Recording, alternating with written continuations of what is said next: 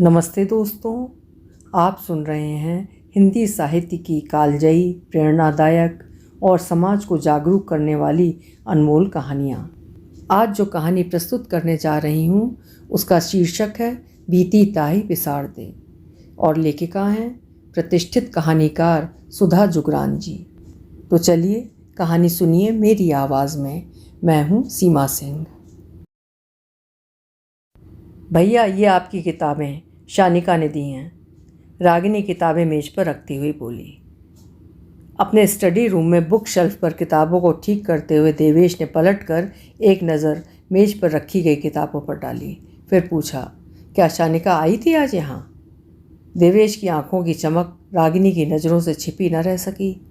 बोली, भैया कॉलेज में दी थी।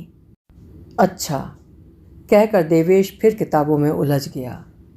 रागिनी पल भर खड़ी रह पलट कर जाने लगी तो एकाएक देवेश बोल पड़ा, आजकल तेरी सहेलियां घर नहीं आती हैं, तू बुलाती नहीं क्या अपनी सहेलियों को? रागिनी पल भर के लिए देवेश का चेहरा पढ़ती रही, फिर धीरे से बोली, सहेलियां या सिर्फ शानिका? मैंने ऐसा तो नहीं कहा।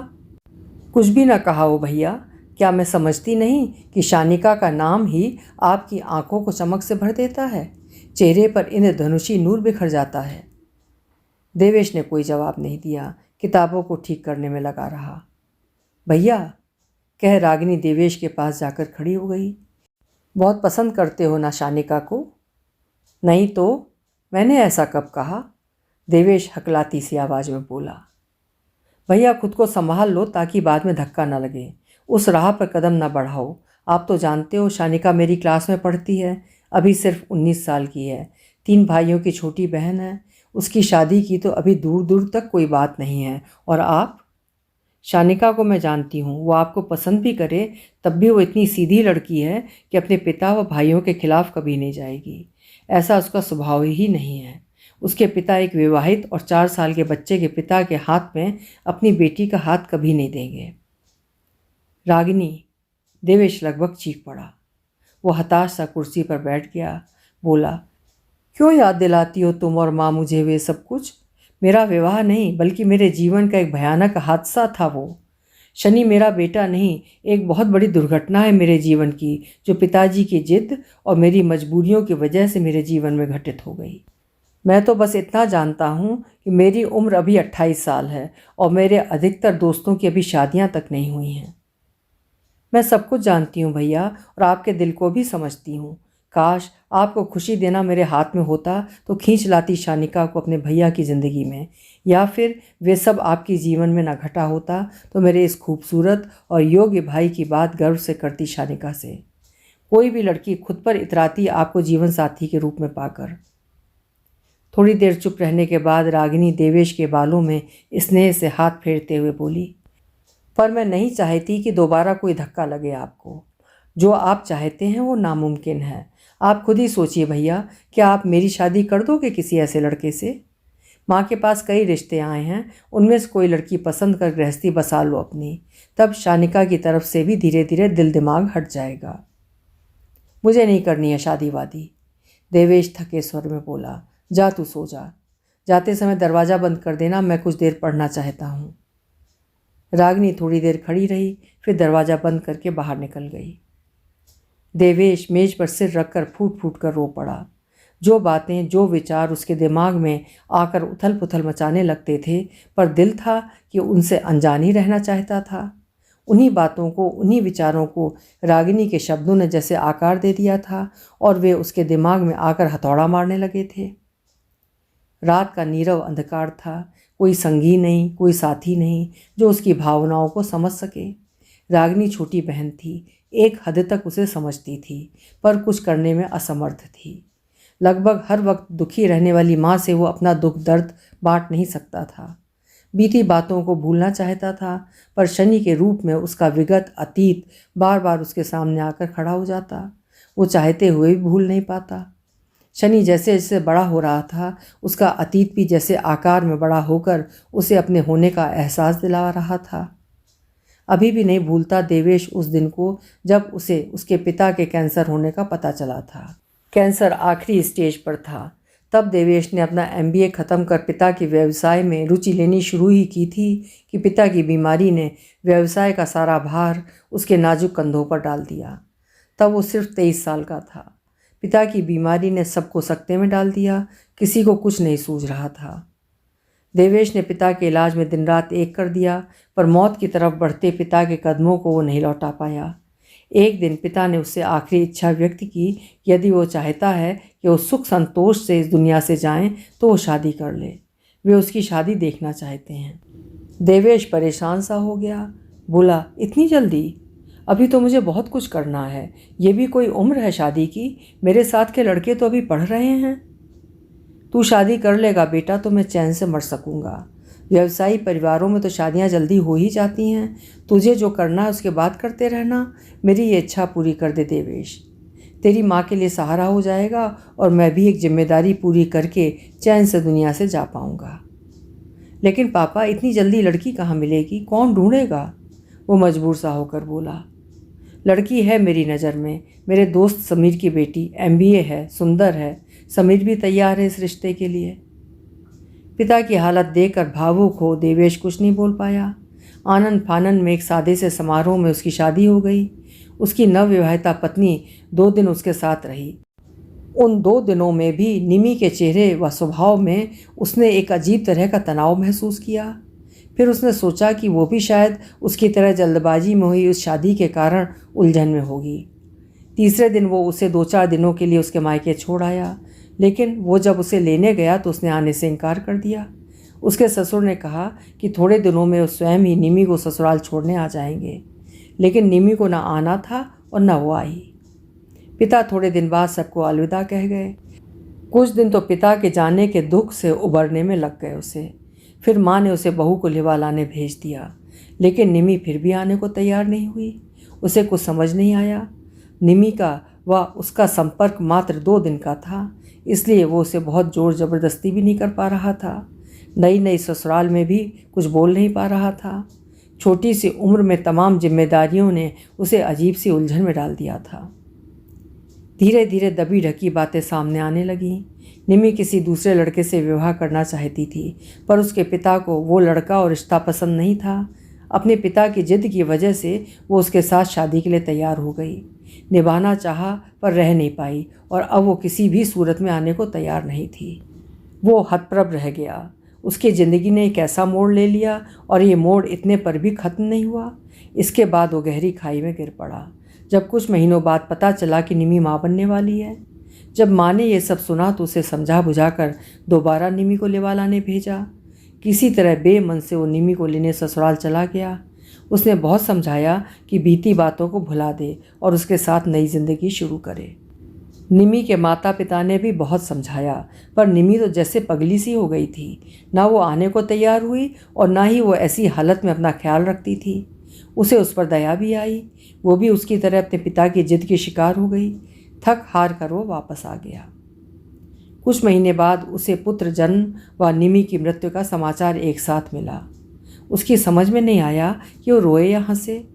2 दिन की खता ने जिंदगी भर की सजा दे डाली थी उसे लगा उसकी ज़िंदगी में कभी न छटने वाला अंधेरा छा गया।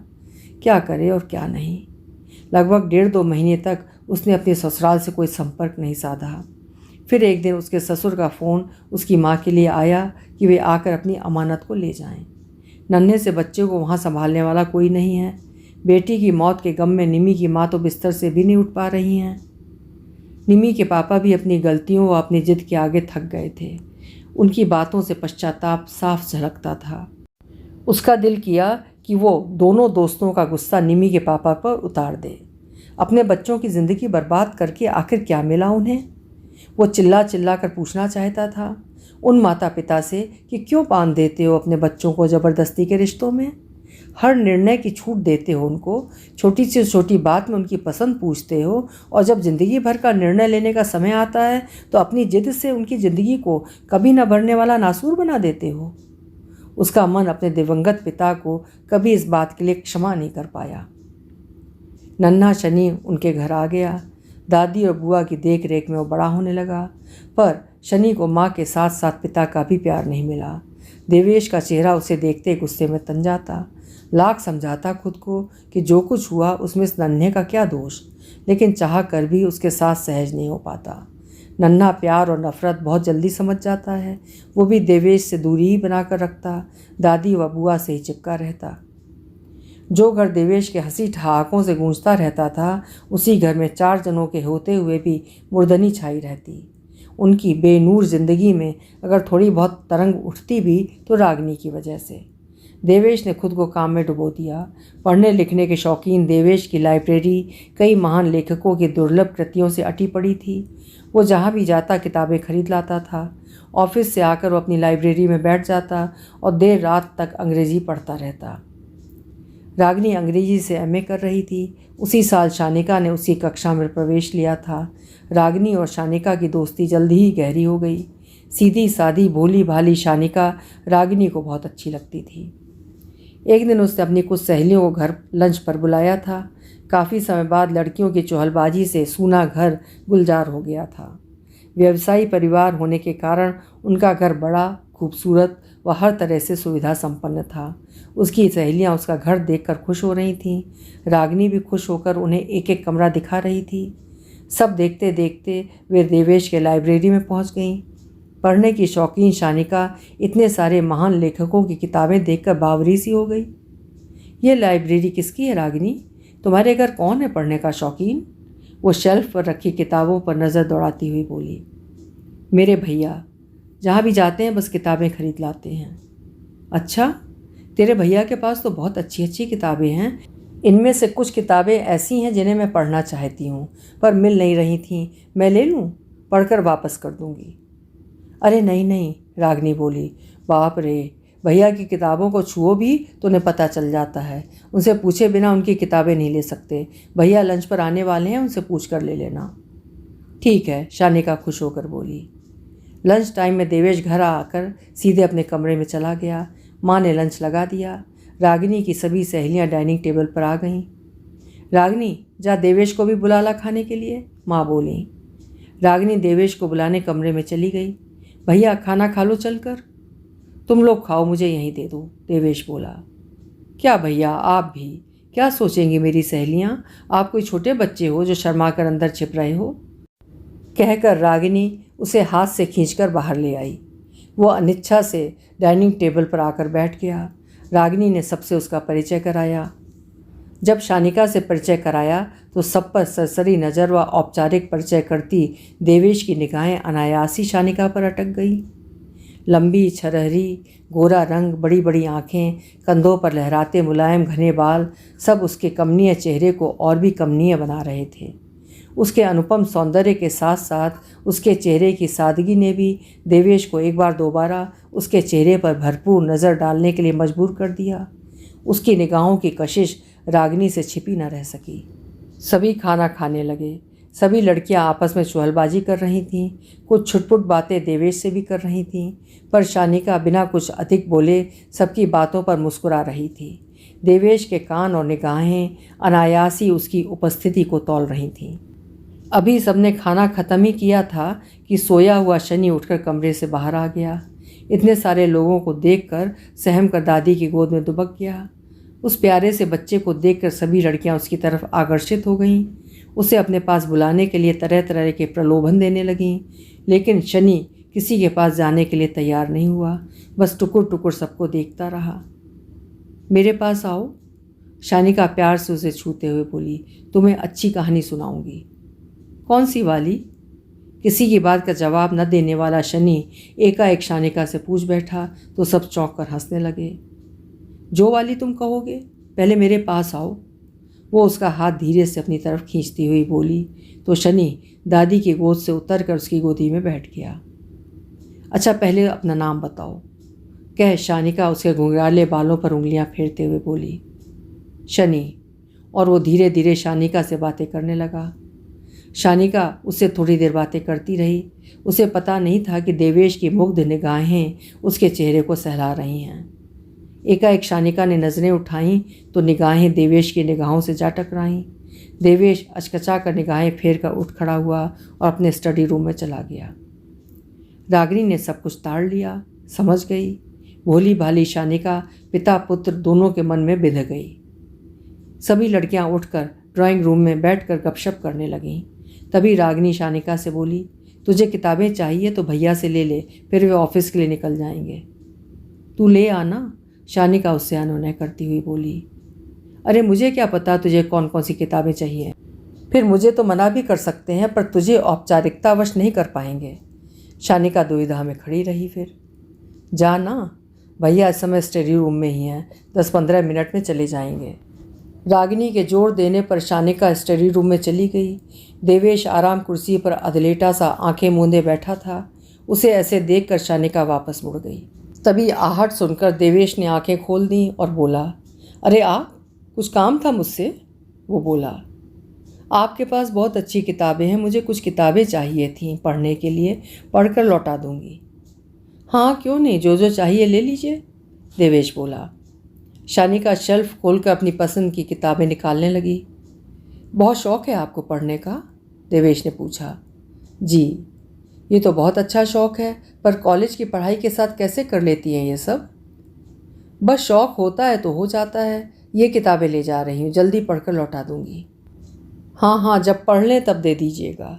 जो भी किताब पढ़ना चाहें बेझिझक ले जाया करें, वो प्यार भरी नज़र उस पर डालते हुए बोला। जी थैंक यू, कहकर शानिका स्टडी रूम से बाहर निकल गई। बाहर आकर रागिनी से बोली, तेरे भैया तो बहुत ही अच्छे हैं बात करने में, तू तो बेकार डरती है उनसे। उन्होंने कहा है मैं जब भी जो किताब ले जाना चाहूँ ले जा सकती हूँ। रागिनी जानती थी कि वो इस बात से बिल्कुल अनभिज्ञ है कि उसके भैया के दिल में वो कहाँ तक उतर गई है। अब शानिका अक्सर आती, कभी देवेश की मौजूदगी में तो कभी गैर मौजूदगी में। कभी किताबें रख जाती, कभी ले जाती। उसे पढ़ते देख देवेश भी नित नए नए लेखकों की किताबें लाता रहता।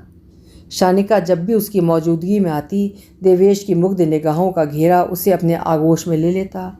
शनि तो उससे इतना घुल मिल गया था कि उसे 1 मिनट भी नहीं छोड़ता। जब वो जाने लगती तो रो रो कर आसमान सिर पर उठा लेता, उसके साथ जाने की जिद करने लगता। रागिनी सब कुछ समझ रही थी। शानिका की मौजूदगी ने देवेश को मुस्कुराना सिखा दिया था। उसकी खोई खोई निगाहों में उसे शानिका की तस्वीर दिखती। उसे लगता कि शानिका भी देवेश को पसंद करती है, पर कितना पसंद करती है ये वो समझ नहीं पाती। माँ के पास उसके लिए कई रिश्ते आए थे, जिनमें से कई रिश्ते कुंवारी लड़कियों के भी थे, पर वे रिश्ते ऐसे ही थे जैसे एक विवाहित व एक बच्चे के पिता के लिए आ सकते थे। देवेश उन रिश्तों के बारे में सुनता भी नहीं था। देवेश की कुंवारी भावनाएं जो अभी जस की तस थीं, वो सोच भी नहीं पाता था कि उसका विवाह एक बार हो चुका है और वो एक बच्चे का पिता है। उसके जीवन की उलझनों का शिकार अक्सर शनि हो जाता था। वो न कभी शनि को गोद में उठाता, न कभी दुलारता। एक अनजानी सी नफरत घर कर गई थी उस मासूम बच्चे के लिए उसके दिल में। वो उसे अपनी ज़िंदगी की सबसे बड़ी बाधा समझता था। एकाएक कहीं दूर से घंटा बजने की आवाज़ सुनाई दी। स्मृतियों में खोया देवेश जैसे अपने आप में लौट आया। घड़ी पर नज़र डाली, रात के 2 बज रहे थे। उसने एक लंबी सांस ली। उसकी आंखें अभी भी गीली थीं। उसने दोनों हथेलियों से अपनी आंखें पोंछीं और फिर बेडरूम में चला गया। उसके बाद जब कभी शानिका आई, वो उसे सामना होने को टालता रहा। एक दिन बिना किसी पूर्व सूचना के शानिका घर आ गई। रागिनी उस समय घर पर नहीं थी। माँ को प्रणाम कर वो किताबें लेकर स्टडी रूम में चली गई। उसे भी पता नहीं था कि देवेश इस समय घर पर होगा। देवेश को देखकर वो चौंक गई। शानिका को अचानक सामने आया देखकर देवेश भी चौंक गया। दिल की धड़कनें बेकाबू हो गईं। आज उसे शानिका बहुत दिनों बाद दिखाई दी। अरे आप आज घर पर कैसे? बस थोड़ा देर से जाऊंगा आज, देवेश मुस्कुराते हुए बोला। रागिनी को पता नहीं था कि आप आने वाली हैं। वो तो अभी घर पर नहीं है, पर जल्दी आ जाएगी। कोई बात नहीं, मैं इंतज़ार कर लूँगी। ये लीजिए अपनी किताबें। वो किताबें मेज़ पर रखते हुए बोली। दूसरी किताबें देख लीजिए जो आपको चाहिए, वो मीठे स्वर में बोला। वो शानिका की मौजूदगी को इतने दिनों से टाल रहा था, लेकिन अब सामने आ गई थी तो उसका दिल नहीं कर रहा था कि वो जाए। शानिका शेल्फ में किताबें देखने लगी। देवेश अपने दिल पर अंकुश नहीं रख पा रहा था। सोच रहा था एक बार तो बात करे शानिका से कि आखिर वो क्या चाहती है। अपने ही ध्यान में जैसे किसी अदृश्य शक्ति से बंधा ऐसा सोचता हुआ वो उसके करीब आ गया। शानिका, वो भावुक स्वर में बोला। जी। एकाएक उसे इतने करीब देखकर शानिका उसकी तरफ पलट गई। मुझसे शादी करोगी? उसकी निगाहें उसके चेहरे पर टिकी थीं। उसे स्वयं पता नहीं था कि वो क्या बोल रहा है। जी? शानिका हकला सी गई। मैंने ऐसा कुछ सोचा भी नहीं अभी। वो उलझी और परेशान सी बोली। तो कब सोचोगी? देवेश का स्वर हल्का सा कठोर हो गया। शानिका गर्दन झुकाए नीचे देखने लगी। बोलो शानिका, कब सोचोगी? पता नहीं मेरे घर वाले मानेंगे या नहीं। अगर तुम्हारे घर वाले नहीं मानेंगे तो क्यों आई हो मेरी ज़िंदगी में तूफान लेकर? वो उसे झंझोड़ता हुआ बोला। क्यों मेरी भावनाओं को उकसाया तुमने? मैं जैसा भी था अपने हाल से समझौता कर लिया था मैंने। तुमने क्यों हलचल मचा दी मेरे दिल दिमाग में? बताओ शानिका, बताओ। वो उसे बुरी तरह झंझोड़ रहा था। उसकी आंखों में आंसू थे और चेहरे पर कठोरता के भाव। शानिका देवेश को ऐसे रूप में देखकर हड़बड़ा सी गई। वो खुद को छुड़ाने का यत्न करती हुई बोली, छोड़ दीजिए मुझे, मैं आपकी बातों का जवाब बाद में दूंगी। आप अभी होश में नहीं हैं। मैं होश में नहीं हूँ और होश में ना ही आऊँ तो ठीक है। जाओ, चली जाओ मेरे सामने से, फिर कभी मत आना मेरे सामने, कहकर उसने शानिका को हल्का सा धक्का देकर छोड़ दिया। शानिका रोती हुई बाहर निकल गई। तभी अंदर आती रागिनी ने उसे पकड़ लिया। पूछा, क्या हुआ शानिका? ऐसी बदहवास सी क्यों हो रही हो और रो क्यों रही हो? भैया ने कुछ कहा क्या? नहीं, मैं घर जा रही हूँ। चली जाना, पहले मेरे साथ था। वो उसे खींचती हुई अपने बेडरूम में ले गई। उसे सहलाया, पानी पिलाया। जब वो संयत हुई तो फिर बोली, शानिका, मैं नहीं जानती तेरे और भैया के बीच ऐसी क्या बात हुई, पर मैं बात का अंदाज़ा लगा सकती हूँ। मैं जानती हूँ भैया तुझसे बहुत प्यार करते हैं, तुझसे शादी करना चाहते हैं। मैं जानती हूँ ये नामुमकिन है, फिर भी पूछना चाहती हूँ कि तेरा दिल क्या कहता है? तेरे दिल में भैया के लिए वैसी कोमल भावनाएं हैं क्या? तू भी उन्हें पसंद करती है? शानिका कुछ नहीं बोली। टप टप आंसू गिरने लगे। बोलना शानिका, रागिनी उसे प्यार से सहलाते हुए बोली। मेरे चाहने से क्या होता है? मम्मी पापा को कौन मनाएगा? मैं तो बोल भी नहीं सकती उनसे। मतलब कि तू भी भैया से प्यार करती है? शानिका ने कोई जवाब नहीं दिया, चुपचाप नीचे देखती रही।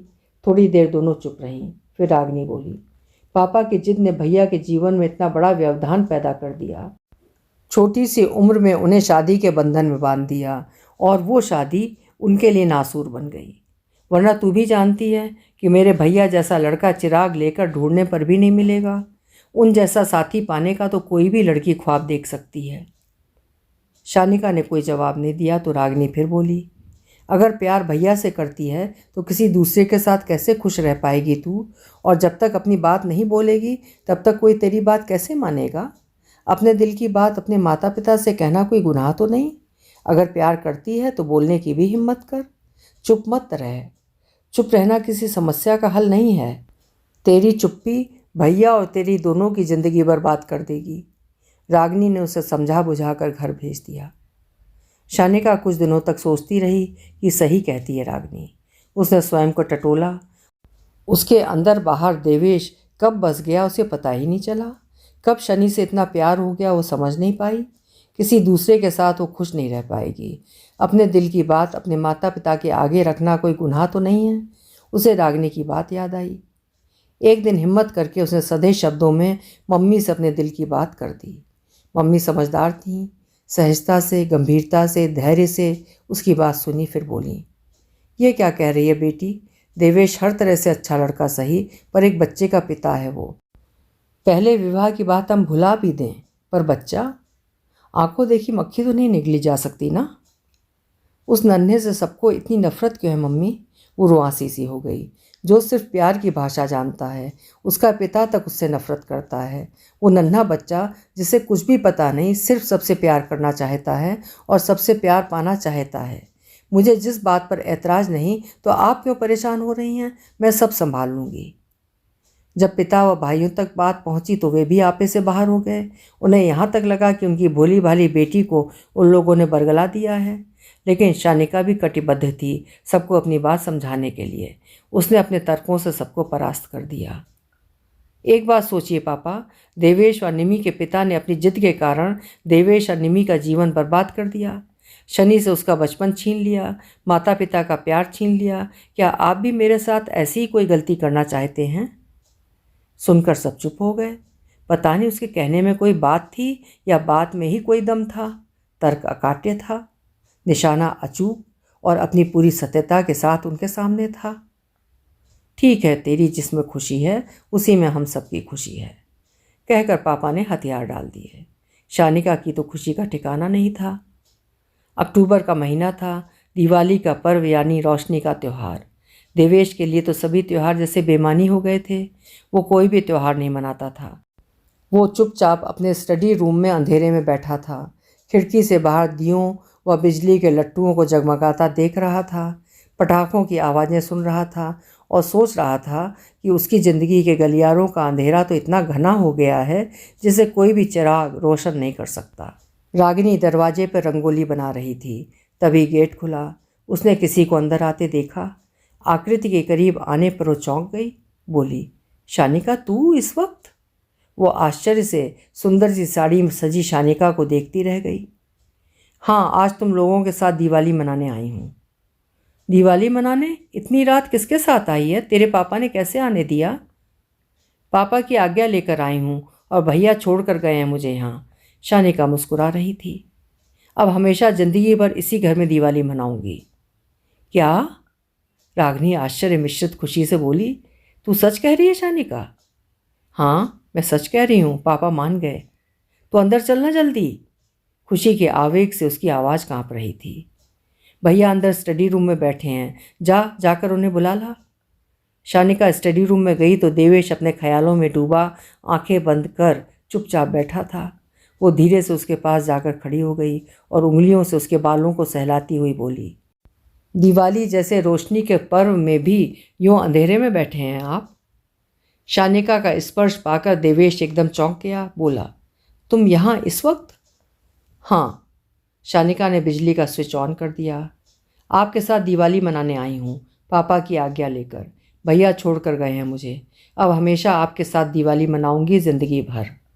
वो संजीदगी से बोली, मैंने भैया से कहा है कि घर वापस आप मुझे छोड़ देंगे, वे मुझे लेने ना आए। छोड़ देंगे ना आप मुझे? शानिका। देवेश अपनी जगह खड़ा हो गया। क्या तुम सच कह रही हो? मजाक तो नहीं कर रही हो ना? ऐसा मजाक मैं सहन नहीं कर पाऊँगा। मैं सच कह रही हूँ, पापा मान गए। मैंने मना लिया मम्मी पापा को।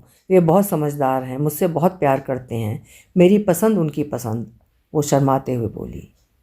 ओह शानिका, कह खुशी के आवेग में देवेश ने शानिका को बाहों में भरकर सीने से लगा लिया। फिर बोला, चलो शानिका, माँ के पास चलते हैं, उन्हें भी बता दें। एक शर्त पर चलूँगी। कौन सी? पहले शनि को लेकर आइए। माँ सबसे प्यारी चीज़ होती है बच्चे के जीवन में, और एक माँ के कारण ही शनि से उसका बचपन व पिता का प्यार छिन गया। अब मैं नहीं चाहती कि दूसरी माँ की वजह से उसके शेष जीवन की खुशियाँ छिन जाएं। मैं उसकी माँ बनकर उसके पिता का प्यार उसे लौटाना चाहती हूँ। आपके जीवन में जो कुछ भी घटा उसमें उस मासूम का कोई दोष नहीं। अभी लेकर आता हूँ। देवेश हंसकर बाहर चला गया और फिर तुरंत शनि को ले आया। दोनों ने शनि के हाथ पकड़े और माँ के पास चले गए। शानिका को देखकर माँ चौंक गई। बोली, शानिका तुम यहाँ इस वक्त? शानिका प्रणाम करने के लिए माँ के पैरों में झुक गई। होने वाली बहू को गले लगाओ माँ, इस दिवाली पर साक्षात लक्ष्मी आपके घर आ गई है। रागिनी सजल नेत्रों से हंसते हुए बोली। क्या सच? माँ ने बात की सच्चाई के लिए देवेश की तरफ देखा तो खुशी से दमकता देवेश का चेहरा देखकर अब कुछ भी देखना समझना बाकी नहीं रह गया था। उन्होंने पैर छूटी शानिका को उठाकर अपने गले से लगा लिया। खुशी के अतिरेक में देवेश ने शनि को गोद में उठाकर अपनी बाहों में भींच लिया। कभी न दुलारने वाले पापा को शनि हैरानी से देखने लगा। वहाँ वात्सल्य का सागर लहरा रहा था। बच्चा प्यार की भाषा बहुत जल्दी समझ जाता है। उसने अपनी दोनों नन्ही नन्ही बाहें देवेश के गले में डाल दी। रागिनी पीछे खड़ी अपने बहते आंसुओं को लगातार पोंछ रही थी और मन ही मन प्रार्थना कर रही थी कि यह दिवाली उनके घर को ताउम्र रोशन रखे।